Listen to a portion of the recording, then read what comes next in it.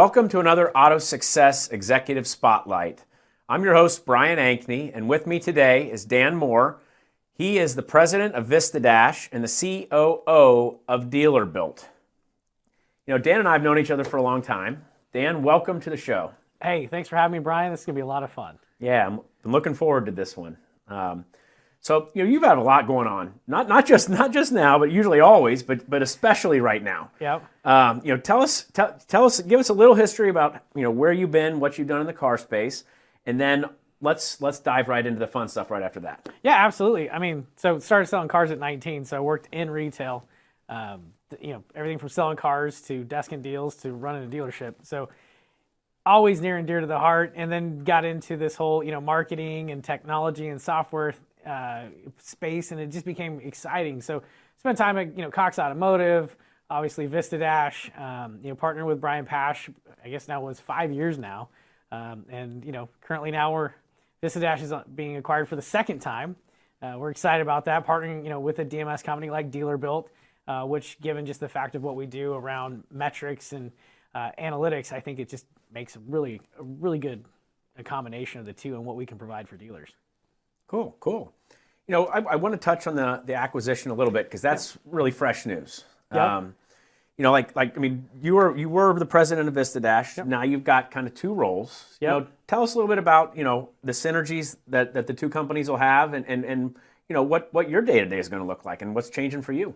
Yeah, so 90 days in, it looks, you know, drinking by a fire hose. Vistadash, you know, we're still growing. We've got a lot of good, you know, things going on there. The team's growing. We've got some amazing relationships and partnerships that we're getting excited to roll out and announce. You know, and on the DealerBuilt side, it's, you know, getting acclimated to the DMS. I mean, I've been a user of the DMS, but never, you know, have I taken on the DMS from like growth of selling and building and looking at it and how we can kind of change the industry perspective on it. So with this acquisition, it's really kind of exciting in the sense of reimagining kind of the retail space of what it looks like and how we can solve some of the dealers' problems. I mean, if you just take the DMS space, for example, I mean, there's a lot of pluses and minuses that have gone on for years with how the dealers get their data, use their data, pay for their data. And that's the one thing I really liked about DealerBuilt is, you know, they're really about dealer choice. Hey, we want to be the best DMS with the ability to give the dealers choice, you know, with so many different OEM, you know, mandates of what you can use in different, you know, tool sets and so on. Something like DealerBuilt really allows that ability for that dealer to not only abide by the OEM, but also choose the best-in-class solution. So if it's an F&I solution, if it's a service solution, you know, that being able to communicate with the DMS with no pass-through fees, no, you know, hiccups and glitches, it just makes it a really seamless experience for the dealer. And I think it's, you know, what's supposed to happen. I mean, we've been so stonewalled as an industry of, well, you got to pick these sets of things. You got to do this. I think allowing that choice and that flexibility just lets the dealer really run their business to the best possible level. Nice. They can choose to work with whoever they want, whenever they want, wherever they want. 100%. Cool. Well, before we dive in, you know, to the more of the technology and what dealers should be doing and that whole side of our interview, Yep. I got one more thing to ask. Okay. All right, there's some news surrounding NADA. Yes. You know, I've seen some releases. I've heard some things. You know, let's spill the beans. What's going on? Yeah, so on the Vistadash side, we're really excited. You know, we've had a lot of conversation with NADA when you think about standardizing digital metrics and helping dealers just kind of cut through the noise of what's working, what's not. We're excited, you know, to really work with NADA to help them with the dealer 20 groups and standardizing those digital standards, as well as kind of that digital composite piece, helping them redefine that and giving dealers more actionable insights so they can make decisions around their marketing. Because again, you know, you think about looking at a composite, and dealers sit there and they're looking at financial statements and so on. It's pretty cut and dry. Made money, didn't. Pretty straightforward. Digital, it's a hot mess express. So to be able to kind of standardize that and give them actionable insights to say, hey, our digital marketing is working or it's not working, or here's some areas that we maybe need to focus on. I think that's going to help, you know, especially the NADA moderators, work with the dealers to get better results. And I think, you know, ultimately, that's all we hope for, is just to help dealers cut through the noise, make decisions faster, but not have to chase the data. I mean, at the end of the day, we're in the business of selling and servicing cars, not being data scientists. So if we can provide that information fast and easy and they can make decisions to better run their businesses, then I think we've done our job. You know, Give me an example of that. I mean, it's not all about, it's not strictly just about attribution anymore. So, attribution, that's a dirty word. So like an example of that. So a dealer is looking at their data and they say, okay, this is the process that I have, and they notice, okay, I've got 100 people make it to this step, 90, 20, 5, 1. Like what would be a normal action they would take to help to fix that? Yeah, so I mean, starting with attribution, you look at it, and really the elements of attribution is what are the pieces that led to the outcome. So, Brian bought a car, right? And you're like, okay, great. I went to maybe cars.com, then I went to Google, then I went to the dealer's website, bought the car. Great, there's the attribution. That's fine and great. That's the end result. What we're looking for, especially kind of the premise of Vistadash, has always been looking at where is the friction. And what I mean by that is if you think about the elements, and we'll just take the car sales side of things. So I've got the inventory. So in the inventory, we kind of look at it from the sense of, was it well merchandised? Is it priced?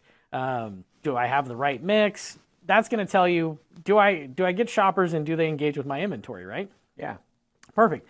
Then we get into the marketing. I've got different channels, paid, social, could be email, traditional, all those different sources. So we're going to be looking at those and go, okay, the consumer came from where? They came to the website, did X, right? Measuring that. Then we get into the final piece, the people in the process. Great. So inventory's right. Marketing did its job. Now we're getting into they submitted a lead, they called, they chatted, they texted, they started the digital retailing. What did the people do? And then that leads you to the end result. Because again, we know someone bought a car. We got that. But where's the game tape walking us back to, well, Brian bought a car, but how many Brians did we lose? Because maybe somewhere in the people in the process, the marketing, and the inventory, we had a disconnect. Maybe the message didn't resonate with where we landed them on the website. Maybe from the point of the website, maybe we had too many call to actions on that vehicle detail page. So the customers just basically confused. They're going, what do I do? What do you want me to do? What do you want me to do? We find where those rubs are and help the dealers kind of go, okay, let's take those 5 CTAs. Let's go to 1 or 2. Hey, in your digital retailing process, what we're noticing is that the consumer's coming in and they're getting lost in the process because you're trying to force them to go to right to trade-in, and they don't want to go to trade-in. They want to go this way. So we might find some of those rubs, or even in like your fixed ops process. You think about a service scheduler, for example. Mm-hmm. Well, we've seen this service schedule. Customer comes in, we ask for firstborn, blood type, all these different things, right? Yeah. And you're like, I can literally pick up the phone and make my appointment faster. Or even in some cases, again, we get a little crazy. We set a time, we're booked. So the customer's like, I can't get in at this time. And then they pick up the phone and they call and they get in. So where are those frictions in the process? And that's what we're trying to identify and help dealers kind of go, hey, what do you want to do about this? And in some cases, be like, hey, well, this is just what we do because the way we run our process. Or, oh, man, we should probably rethink how we have that service scheduler set up, or our digital retailing. So that's really kind of how we focus into those points as they come in. Okay. With the constant set of curveballs that dealers have been, getting in the last couple of years. I mean, we've had COVID, we had chip shortage, we still have inventory issues. Now nobody wants, we have trouble with people coming to service. We have trouble with people showing up to sales. We can't hire people. We can't keep people. Digital retailing is going on. I mean, there's so many changes. It's really difficult to say, okay, well, I've improved in this place, over the last 5 years, or over the last year, or over the last 6 months, because the criteria is different. Everything's different. What can dealers do to look at their data and really try to get a good, deep dive look into how they're performing? How can they know if they're doing well or if they're doing poorly? Right. Well, I mean, let's be honest. So right now, profits look really good. Yeah. So we know that metric's good. Yeah. I think some of the things is looking at signals, right? When we look at data, we've been so trained to look month over month, year over year. I mean, good luck looking at year over year. Yeah. Like for a little bit of time here, because you got all these different changes. We've had, to your point, you had COVID, and then you had inventory impact, whether it be new car, and then a little bit later it was used car, and then now we're seeing fluctuation back the other direction, especially like more in used because new's still not coming in. So when you have all of these things kind of going on, what you've got to just look at is, okay, what is our process? What are the strategies we're trying to accomplish? So for those that are like, okay, again, new cars, don't have a lot on the ground. How do we increase our sales? Okay, well, let's walk through the strategy.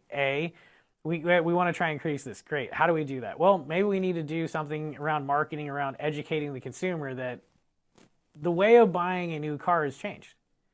And I think sometimes we forget that is that by all these different impacts, before we even get into the data, we have to ask ourselves, what has changed? And what has changed is, again, you don't have 100 and some odd cars on the lot right now. It's not going in and saying, well, what could you live without? Because I have plenty of cars. Well, now I don't have any cars. So how do I get you into an ordering situation? How do I get you your perfect car? Did you know you could do this? So we've got to first kind of lay the foundation for the process of how we get these things to happen, and then we measure to it. Well, how many people, in the case of the ordering part, well, how many orders are we getting? How many people are engaging with it? Where are they falling off on it? Well, I'm just going to go down the street. Okay. Do they come back then and order? We've got to understand the customer behavior and look at what they're doing and measure around that right now. When you look at like fixed ops, for example, you brought that one up. With new car inventory on the decline for the last 3 years, we have to first look at the numbers of, well, is our new car warranty work changing? Are we seeing a decline in that? I mean, if we're not selling as many new cars, are we starting to see that erode in our service drive? And if so, what are we going to do to offset that? So that's kind of like some of the ways of just layering into the data. But I think the biggest part is, in some cases, don't get too hung up on what everybody else is doing. Focus on what you're doing and measure to that performance. And just, it's incremental growth. And I think that's right now is really the only way to really measure, because in some cases we're kind of guessing, especially when you look at year over year or month over month, because there's variances in there. Yeah, absolutely. And incentives have been weird too. So, I mean, there's so many things that impact what's going on. So dealers are definitely in a challenging situation. I mean, yes, money's good and that's coming in still, but it's for those that are being very progressive right now are thinking, okay, what's coming next and how do I prepare for that? How do I optimize, make sure my people are properly trained? My process is really dialed in. So if there's a flip, we're way ahead of the curve. Yeah, I agree. I think the people that address all the issues that are coming now and get their people trained up, are going to be light years ahead, because once the spigot turns back on, it's really hard. It's hard to adjust. 100%, and you can't dig your way out with just technology. I mean, just because you buy it doesn't mean you've solved it. You got to have the people and process behind it. And I think COVID did some favors when it came to digital retailing, that kind of accelerated dealers and put off some of the people that were coming in from the disruptive side. I mean, if you look at the Carvanas and such of the world, when you look at COVID and how it hit, dealers really hit the like turbo button on meeting the customer in different ways. How do we get the car to your house? We can deliver the car to your house. Service, drop off, pick off from the house because of these COVID protocols.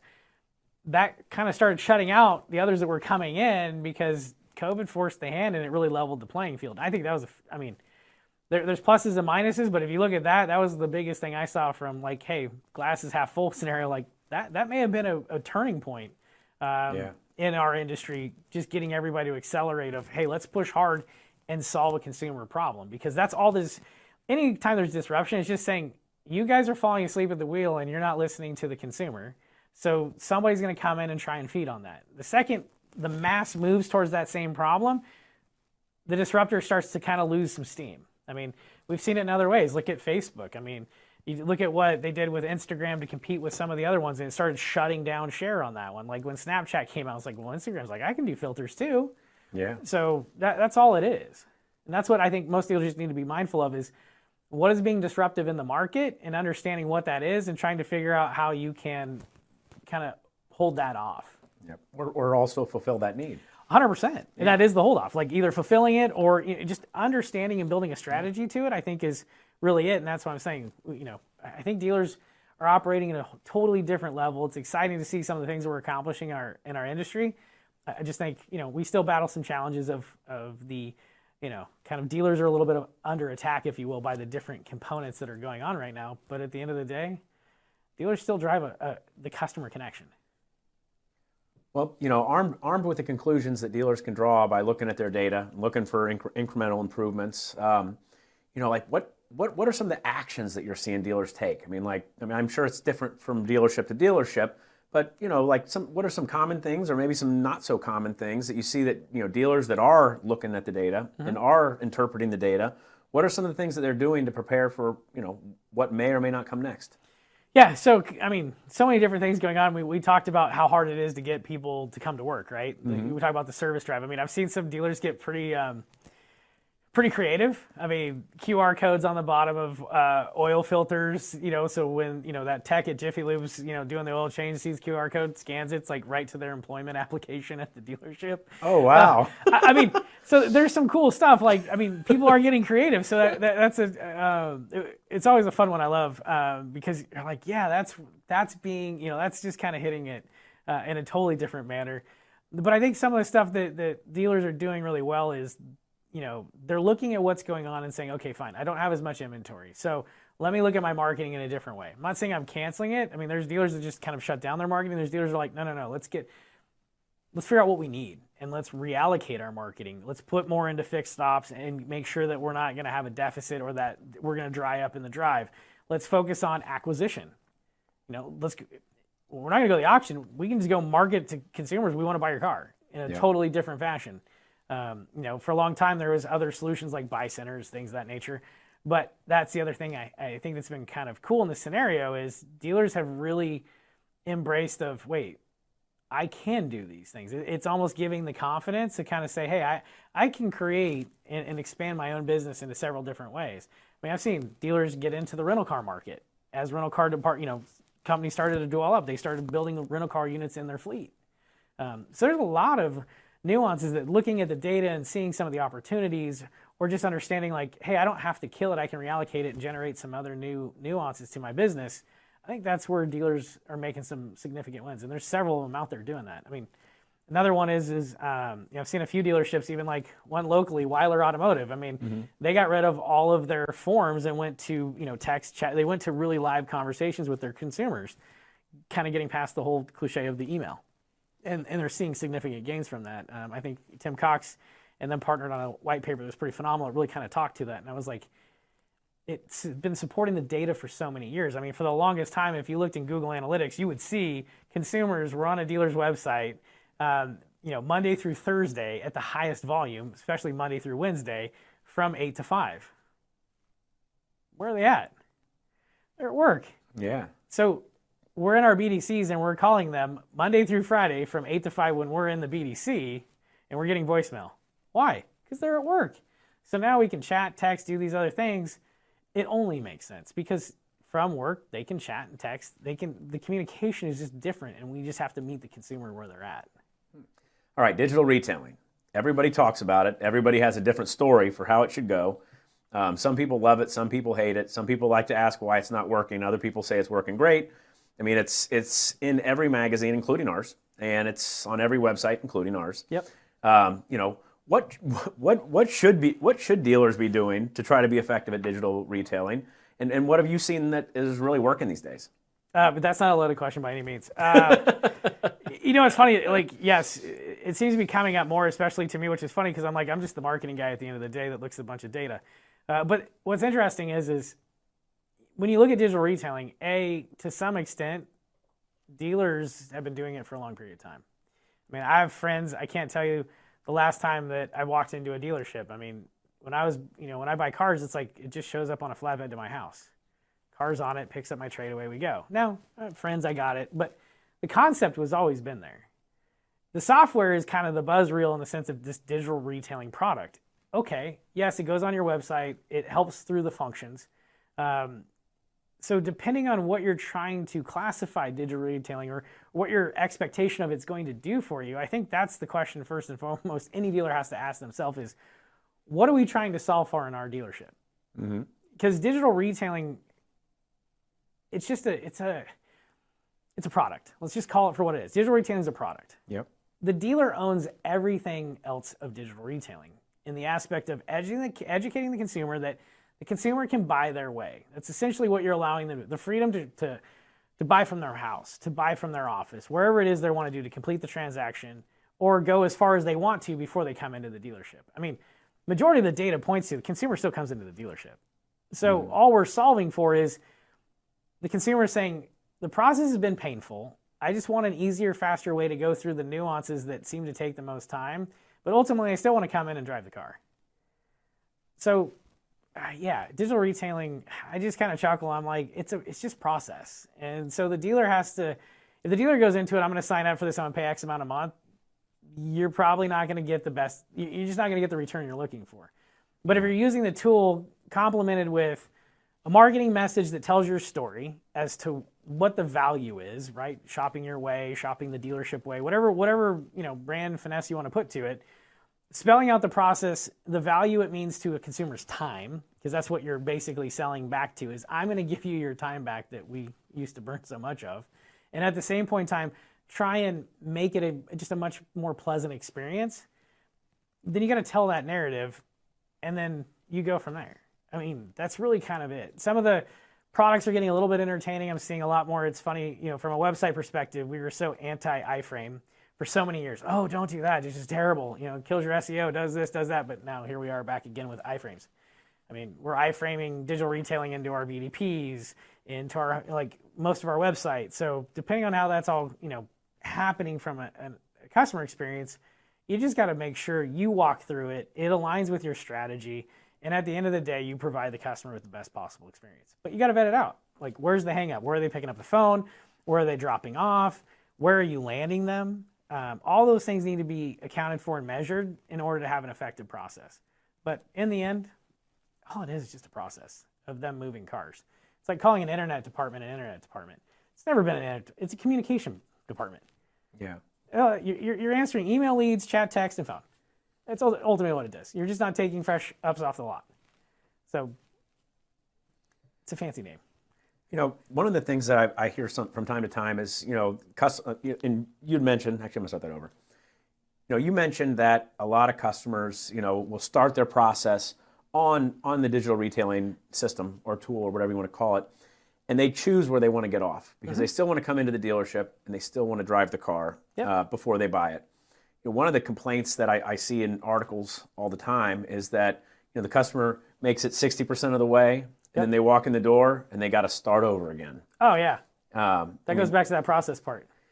Yeah, I mean, what do you see a lot of dealerships that are failing in that area, or do you feel like that's something that people are really starting to address? And is that a training issue, or how can a dealer overcome that? Yeah, so that's a lot of issues. And the best way to unpack it was like what I started with, being a part of DealerBuilt and really talking about the DMS and this whole dealer choice thing is the dealer choice is that component, but the rub is that the experience may be a little bit different when I get in the store. So when you think about the different platforms that are out there, let's just say I'm on digital retailer A, but I have a dealer group, right? So I have digital retailer A and maybe a B and a C because I have multiple franchise and each franchise requires a different one and I can't get the seamless component across. So the experience becomes a rub for the consumer because the dealer's at the disadvantage. See, it isn't always the dealer. And I think that's the other piece too is, we got to call it as we see it. Not all of that's the dealer's problem. It's us. It's the vendor community problem because we're not creating the seamless experience for the consumer. Because the disconnect is well, you got to be on all of our product. Well, it shouldn't have to be that way because we don't live in that perfect world. The reason like a Tesla and Carvana and all these have a competitive advantage is because they don't have all of these mandates and handcuffing going on, so they can provide a very fluid, seamless experience because it's only one platform. Go to Tesla, it's just Tesla. Yeah. Right? But if I'm a dealer and I have a Dodge franchise and a Toyota franchise and maybe a BMW franchise, I'm completely fragmented. So if consumer goes between brands or came in one direction then ends at another store or even comes into the one store and I have, DMS A, digital retailing B, CRM, F, none of them really talk because they're different components or different companies. So now I have a fragmented experience because the data is not passing through. If I'm showing something to the consumer, maybe that user interface doesn't match what they got online. So they're seeing like this really pretty, robust, colorful, user-friendly thing online because they're using digital retailer A. Then they're coming in and seeing the DMS visualization that they're being presented. It doesn't quite line up, so now I have a disconnect. So in that situation, unfortunately, not always on the dealer. This is that, just that kind of area that we have to continue to solve for is how do we give the dealer and the consumer the marriage of the experience? Okay. So Dan, you've mentioned a few times in our conversation that we need to educate the consumers. Yep. What are dealers doing right now? Like what can they be doing right now to educate their consumers, and what does that process look like? Where do you get started? Well, This is the one I can't answer. It's funny. I always get a question when I'm talking about Vistadash or, you're doing a presentation and the dealer go, well, is this going to sell me more cars? It's like, that's not my job. That's your job. Yeah. So this is where it kind of comes to the dealer of going, well, what are you trying to accomplish? What's your strategy? So when you think about what I talked about, a few minutes ago in regards to maybe new car inventory, the ordering model, going back and educating them on digital retailing, educating the consumer. If we're changing the process or the process is being changed or the consumer is moving a different direction, I think it's important that the dealer meets them with what does that represent for them when they go through the process with that dealership. So for us, I'm dealer ABC Motors. What I'm going to educate you on is, hey, we have this fast and easy way to go about finding the perfect car for you.